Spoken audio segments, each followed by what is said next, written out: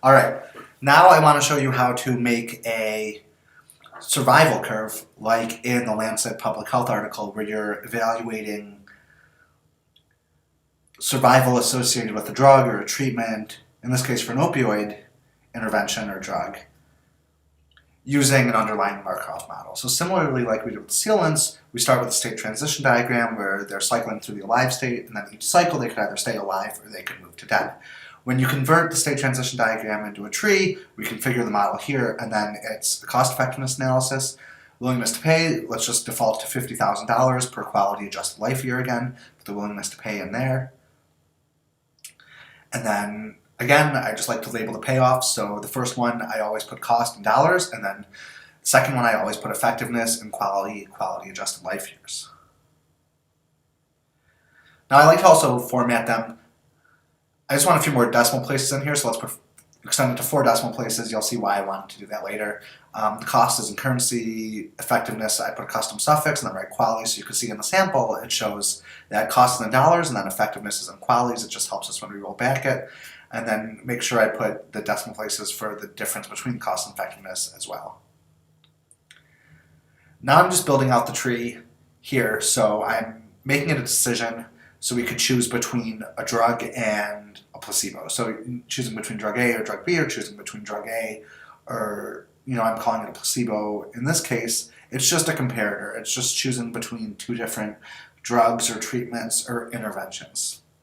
I always label the first part of the tree choose right there, and then the Markov model, that's going to be drug A. So this is going to be like a pharmaceutical intervention to address opioids. So a drug that treats opioid addiction or abuse. Now each state of the model, remember we said in the state transition diagram that it could either stay alive or it could move to the dead state.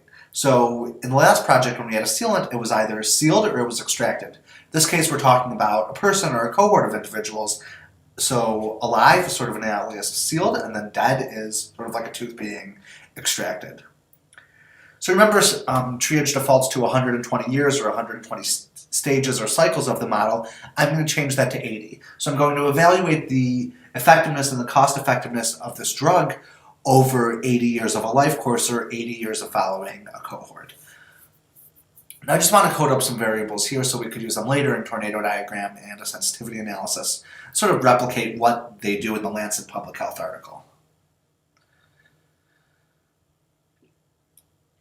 I'm just entering all the variables here, so we're going to need to say the initial cost of drug A, and then we're going to say the final quality or quality adjusted life year associated with drug A. So let's set the final quality to 1 quality adjusted life year and the initial cost to $150. Now I want to make the probability that they're alive. So last time in the sealant example, with the tooth model, we defined what the probability alive is as a fixed number, as a value. Now I want to define it as a variable. So I'm adding more detail into the model. I'm saying the probability alive is a decreasing function of stage. So you see in root definition there it has a long complicated function that I put for probability alive. It doesn't really matter what specifically I put. What matters is that probability alive is some decreasing function of stage. So each year it goes through the cycle, each year of the model or each year it follows the cohort, there's going to be less and less probability alive, more and more probability dead.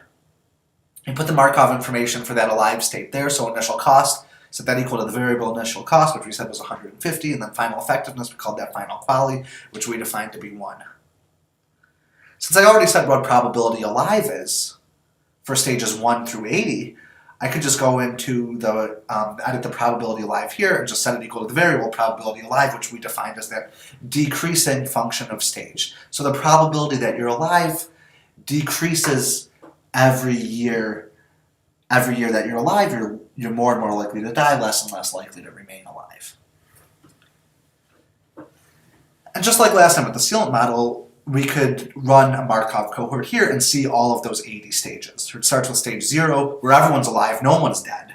100% alive, 0% dead, all the way down to stage 80, where 1.6% of them are alive and 98.4% of them are dead. So after 80 years, 98.4% of the cohort has died, or for an individual, there's a 98.4 chance that they've died after 80 years. You could graph that here. So that survival curve is like they show in the Lancet Public Health article. It just graphs those probabilities from the Markov tables that we looked at. And you could do that by hand. You could just take those probabilities from the Markov table, put it into Excel or a graphing calculator or whatever you have, and look at it as a survival curve. But the survival curve is only effectiveness. We want to look at cost effectiveness, which we show through the supply curve here. So remember, we have to decide whether it's cost effective to scale up the supply curve, spend more money per quality, and switch from a placebo to drug A. And here we see that it is. Remember, the net monetary benefit of drug A is higher than the net monetary benefit of the placebo, so we choose drug A over the placebo. Shows here it chooses drug A, highlights that in green, snips off the placebo. We say that drug A is cost effective compared to the placebo, given that the willingness to pay was $50,000 per quality. Now the tornado diagram is where we look at different variables in the model, in this case the final effectiveness and the initial cost of drug A, and we analyze the effect of these different variables on the ICER and on the net monetary benefits. So we give it a range. Final quality, we'll say it varies from 0.5 to 10 qualities. Initial cost, we'll say varies from $0 to $500. You can see the expected value there. That's the net monetary benefit of drug A. So it starts out the net monetary benefit of drug A and varies from there. If you look at the ICER, you can see the expected value. That's the ICER 9,684. That's the ICER that we got from the model, and it varies around that.